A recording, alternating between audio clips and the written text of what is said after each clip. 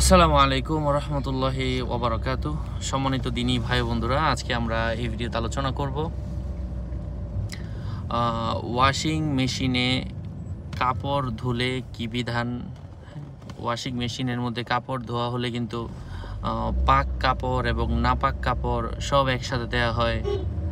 তো এখন পবিত্রটা কিভাবে হবে? তো এক্ষেত্রে আলেমগণ বলেন যে কাপড়গুলোর মধ্যে এমন নাজাসাত রয়েছে, এমন নাপাকি রয়েছে যেগুলা দৃশ্যমান দেখা যাচ্ছে এবং এগুলার শরীর রয়েছে, যেমন বমি হতে পারে, রক্ত হতে পারে, হ্যাঁ, অথবা আরও ঘাড়ো কোনো পদার্থ হতে পারে। তো এগুলা যদি থেকে থাকে, এটা আগে আমরা ধুয়ে পরিষ্কার করে নিব, তারপর আমরা পাক কাপড় এবং ওই কাপড়টা একসাথে দিয়ে ধুতে পারবো।